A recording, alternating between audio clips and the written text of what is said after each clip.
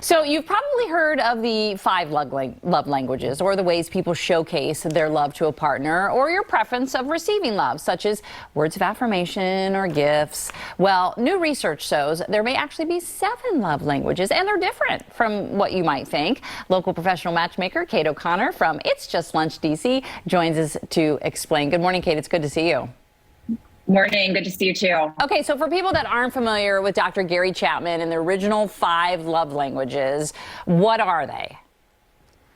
All right. So back in the 90s, we had acts of service, gifts, words of affirmation, quality time, and physical touch. And that was it. That was all we had back in the 90s. Okay, and so now you've come up with, or someone's come up with 7.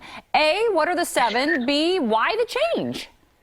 Yeah, I think it's time. It's been 30 years and everyone, I think we've grown as humanity. So the new ones that we have are activities, appreciation, emotional, financial, intellectual, physical, and practical.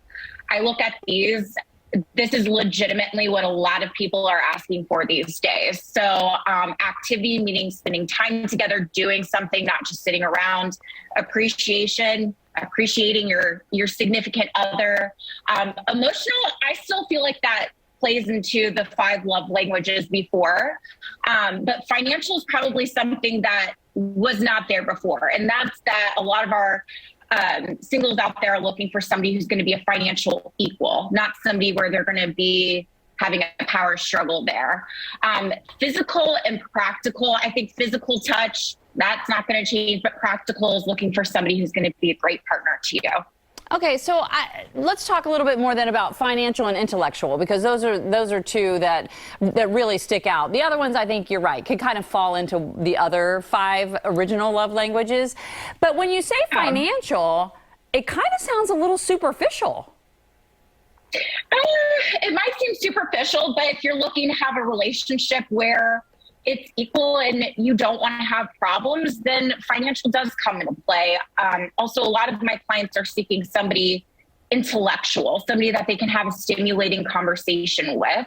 So I see those 2 actually playing together. Financial, go do stuff, go travel, go to restaurants, go be able to have fun without having a filter. If financial isn't there, there could be a filter, and somebody could be overcompensating financially versus the other partner. Okay, do you feel like if you don't know your own love language or your partner's love language, that it's a make or break deal? I mean, is it that big of a deal, I guess, is what I'm asking? Yes. I mean, the 7 love languages that I'm seeing here is stuff that I speak with all of my clients at It's Just Lunch about on a daily basis. When I saw this, I was like, this is kind of like my checklist here that I go through, but people know what they're seeking. And if they don't, I do feel like this is an easy way, looking through the list of new love languages, to test yourself and see how you do feel about it. Okay, so how do you test yourself? How do you find out what the love language is of your partner and then what your own love language is? I think you need to look into your experiences, your experience with your partner, looking back at situations that you've been in, but also knowing that those times where you're so happy and you have that butterfly feeling, what was it that gave you that feeling?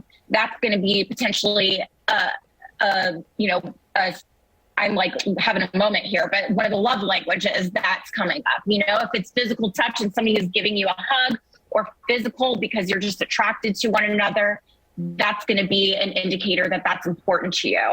Financial, I hear about that all the time. Intellectual, I hear about that all the time. My clients do want to have somebody that they're able to actually talk about anything and everything with.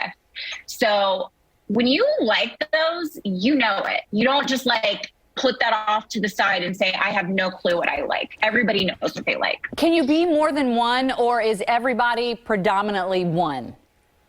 I think everybody can definitely be more than one. I feel like most of this, you might not have 2 that connect with you. I would say you would have 5 out of the 7. Just looking at it, nobody's going to go, man, I don't like activity, appreciation, emotional, financial, intellectual, physical, practical in a match. That's just not realistic. So how hard is it to get people to understand that you have to love your partner in their love language, not your love language? that's part of compromise and also getting to know your partner. But honestly, if there's no compromise, there's no relationship. So try to get to that point with your partner, have open communication and be patient if it's not quite there. If you love that person and they give you the good feeling, stay with it for a second and just see what can happen. Maybe open them up to a new world that they've never experienced. All right, sounds all good to me. I was going to ask one stereotypical question real quickly. Is it harder to convince guys to, talk about love languages? I can see women being all into this. No, I don't think so. I think I have a theory that men just don't like typing about it or like being behind a phone talking. They don't do it to your face. But no, men and women are very much the same. It just is going to depend on the person. I have emotional men. Yeah.